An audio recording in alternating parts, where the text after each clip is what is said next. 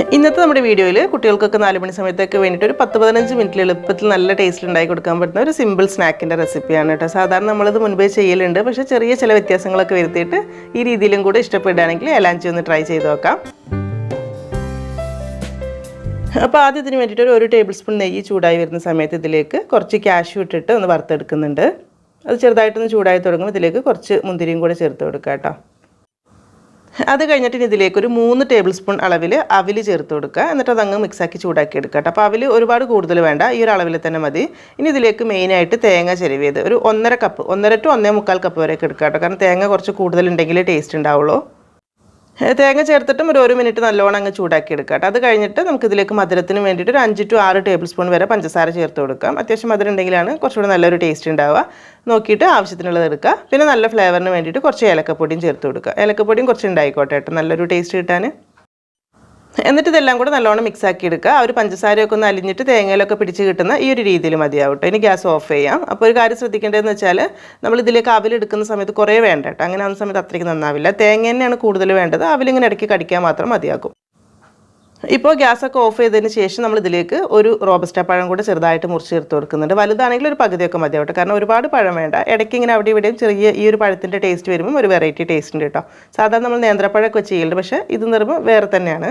അപ്പം ഈ ഒരു പഴം ആയതുകൊണ്ട് തന്നെ ഇത് ചൂടാക്കി എടുക്കൊന്നും വേണ്ട. ആ ഒരു തേങ്ങാക്കൂട്ട് അത്യാവശ്യം ഒരു ചൂടുള്ള സമയത്ത് അതിലേക്ക് മുറിച്ചിട്ടിട്ട് ഒന്നങ്ങ് മിക്സ് ആക്കിയാൽ മതി. അപ്പം നല്ല കറക്റ്റായിട്ടുള്ളൊരു ടേസ്റ്റ് അങ്ങ് കിട്ടിക്കോളും. അങ്ങനെ നമ്മുടെ ഫില്ലിങ്സ് റെഡി ആയിട്ടുണ്ട്. ഇതൊരു സൈഡിലേക്ക് മാറ്റി വെക്കാം. ഇനി ഒരു മിക്സഡ് ജാറിലേക്ക് ഒരു കോഴിമുട്ട പൊട്ടിച്ചൊഴിക്കുന്നുണ്ട്. ഇതിലേക്കൊരു 1.25 കപ്പ് അളവിൽ വെള്ളം ഒഴിച്ചു കൊടുക്കുക. അത് കഴിഞ്ഞിട്ടൊരു 1.5 കപ്പ് അളവിൽ മൈദയാണ് കേട്ടോ ചേർത്ത് കൊടുക്കുന്നത്. ഇനി ഒരു 1/4 ടീസ്പൂൺ മാത്രം ഉപ്പ് ചേർത്ത് കൊടുക്കുക. അത് കഴിഞ്ഞിട്ട് ഞാൻ ഇതിലേക്ക് ഒരു 2 നുള്ളു ഫുഡ് കളർ ചേർത്ത് കൊടുക്കുന്നുണ്ട് കേട്ടോ. ഓറഞ്ച് റെഡ് കളർ കിട്ടാൻ വേണ്ടിയിട്ട് മാത്രമാണ്. നമ്മൾ സാധാരണ ചെയ്യുന്ന പോലെ തന്നെ മഞ്ഞൾപ്പൊടി ആണെങ്കിൽ ഒരു 1/4 ടീസ്പൂൺ അത് മാത്രം മതിയാവട്ടെ. ഇതൊരു ഭംഗിക്ക് വേണ്ടി മാത്രം ചെയ്തു തന്നേ ഉള്ളൂ. എന്നിട്ട് ഇതെല്ലാം കൂടെ നന്നായിട്ടൊന്ന് അടിച്ചെടുത്തിട്ട് വന്നിട്ട് ഒരു ബൗളിലേക്ക് ഒഴിച്ചു കൊടുക്കാം. ഇപ്പോൾ ഈ ഒരു മാവ് നോക്കുമ്പോൾ കുറച്ചൊരു കട്ടി ഉണ്ടാവട്ടെ. അപ്പോൾ 2-3 ടേബിൾ സ്പൂൺ വെള്ളവും കൂടെ ചേർത്തിട്ടൊന്ന് ലൂസാക്കി എടുക്കുക. കാരണം ഒരുപാട് ലൂസല്ല, എന്നാൽ നല്ല കട്ടിയാവണ്ട. ഒരുപാട് കട്ടിയായി കഴിഞ്ഞാൽ ദോശ ചുട്ടെടുത്ത് കഴിഞ്ഞാൽ അത്രയ്ക്ക് നന്നാവില്ല കേട്ടോ. കുറച്ചൊന്ന് കനം കുറഞ്ഞിരുന്നോട്ടെ. ഇനി ഒരു പാൻ ചൂടാകുമ്പോൾ അതിലേക്ക് ഒരു തവി മാവ് ഒഴിച്ചിട്ട് നല്ല കനം കുറച്ച് പരത്തിയെടുക്കുക കേട്ടോ. അപ്പോൾ തീ കൂട്ടി വെക്കണ്ട, അങ്ങനെ ആവുന്ന സമയത്ത് പരത്തിയെടുക്കാൻ ബുദ്ധിമുട്ടായിരിക്കും. ഒരു മീഡിയം ടു ലോ ഫ്ലെയിമിൽ വെച്ച് പെട്ടെന്ന് തന്നെ ആയി കിട്ടിക്കോളും. പരത്തി കഴിഞ്ഞാൽ ഒരു 30 സെക്കൻഡൊക്കെ തന്നെ മതിയാവട്ടെ. അപ്പോൾ പെട്ടെന്ന് തന്നെ മേൽഭാഗം റെഡി ആയിട്ട് കിട്ടും. അടച്ചു വെക്കേണ്ട ആവശ്യമൊന്നുമില്ല. മേൽഭാഗം ഇതുപോലെ റെഡിയായി കിട്ടിയാൽ ഒന്നങ്ങ് തിരിച്ചിട്ടിട്ടും ഒരു 20 സെക്കൻഡൊക്കെ വെച്ച് കൊടുത്താൽ മതി. കാരണം കൂടുതൽ ഡ്രൈ ആക്കി എടുക്കണ്ട. അപ്പോൾ അത് ആദ്യത്തെ ദോശ റെഡി ആയിട്ടുണ്ട്. അതൊരു പാത്രത്തിലേക്ക് എടുക്കാം. എന്നിട്ട് അടുത്തതും ഇതേപോലെ തന്നെ ചുട്ടെടുക്കാം കേട്ടോ. അപ്പം അടുത്തത് ജസ്റ്റ് ഇത് പരത്തിയിട്ട് ആകുമ്പോഴേക്കും നമുക്ക് ഇതിലുള്ള ഒരു ഫില്ലിങ്സ് അങ്ങ് നിറച്ചെടുക്കാം. നമ്മൾ റെഡിയാക്കി വെച്ചിട്ടുള്ള ആ ഒരു തേങ്ങാക്കൂട്ട് ഒരു 2-3 ടേബിൾ സ്പൂൺ എടുത്തിട്ട് ഇതിൻ്റെ സൈഡിലേക്ക് വെച്ച് കൊടുക്കുക കേട്ടോ. നടുഭാഗത്തല്ല, സൈഡിലേക്ക് ആക്കി വെച്ചാൽ മതി. അപ്പം ആ ഒരു പഴത്തിൻ്റെ പീസ് അവിടെ ഇവിടെയും വരാനും കൂടെ ശ്രദ്ധിക്കണം. ഇടയ്ക്ക് ഇങ്ങനെ കടിക്കാൻ കിട്ടുമ്പോൾ നല്ലതായിരിക്കും. എന്നിട്ട് ഇങ്ങനെ ടൈറ്റായിട്ട് അങ്ങ് ചുറ്റിയെടുത്താൽ മാത്രം മതിയാവും കേട്ടോ.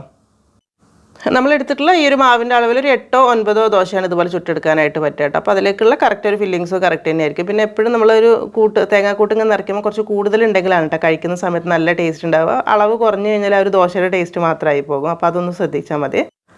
പിന്നെ കുട്ടികൾക്ക് കൊടുക്കുമ്പോൾ ഇതിങ്ങനെ ഒരു തേങ്ങാക്കൂട്ട് പുറത്ത് പോവാതെ കിട്ടണമെന്നുണ്ടെങ്കിൽ നമ്മൾ റോൾ ചെയ്യുന്ന സമയത്ത് ആദ്യം ഇങ്ങനെ ഒന്ന് ചുരുട്ടിയെടുത്തിട്ട് പിന്നെ 2 സൈഡും ഒന്ന് മടക്കിയിട്ട് നമ്മൾ ചിക്കൻ റോളിനൊക്കെ റോൾ ചെയ്യില്ല, ആ ഒരു രീതിയിൽ അങ്ങ് റോൾ ചെയ്തിട്ട് കൊടുത്താലും മതിയാവും കേട്ടോ.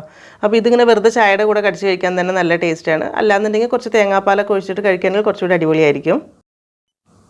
പിന്നെ ഈ ഒരു ദോശ നമ്മൾ ഉള്ളിൽ ഫില്ലിങ്സ് വെക്കുന്ന സമയത്ത് തിരിച്ചിട്ടിട്ട് മറിച്ചിട്ടിട്ട് ചെയ്യാം കേട്ടോ. 2 കളറിൽ കിട്ടണമെന്നുണ്ടെങ്കിൽ. ശരിക്കും നമ്മൾ പണ്ട് മുതലേ കോമൺ ആയിട്ടുള്ളൊരു സ്നാക്കാണ് എലാഞ്ചി എന്ന് പറയുന്നത്. നല്ല ടേസ്റ്റാണ് തേങ്ങ മാത്രം ഇട്ടിട്ട് കഴിക്കുന്ന സമയത്തും. പിന്നെ ഇത് നമ്മൾ കുറച്ച് രാവിലും പഴമൊക്കെ കൂട്ടി കുട്ടികൾക്കൊക്കെ കുറച്ചുകൂടി സ്പെഷ്യലായിട്ട് കൊടുക്കുന്നു എന്ന് മാത്രമേ ഉള്ളൂ കേട്ടോ. പിന്നെ ഈ ഒരു കളർ ഞാൻ പറഞ്ഞ പോലെ തന്നെ പ്രത്യേകം പറയുന്നു, കാണാനുള്ള ഒരു ഭംഗിക്കും വെറൈറ്റിക്കും വേണ്ടി മാത്രം ചെയ്തതാണ്. മഞ്ഞൾപ്പൊടി ചേർത്തിട്ട് സിമ്പിളായിട്ട് ചെയ്യാവുന്നതേ ഉള്ളൂ കേട്ടോ. അപ്പോൾ എന്തായാലും വീഡിയോ ഇഷ്ടമായിട്ടെങ്കിൽ ഒന്ന് ലൈക്ക് ചെയ്യാനും ഷെയർ ചെയ്ത് സപ്പോർട്ട് ചെയ്യാനും മറക്കരുത്. ഇനി എന്തായാലും എന്നത്തെയും പോലെ തന്നെ നല്ല നല്ല റെസിപ്പീസായിട്ട് നമുക്ക് പുതിയ വീഡിയോയിൽ കാണാം. താങ്ക്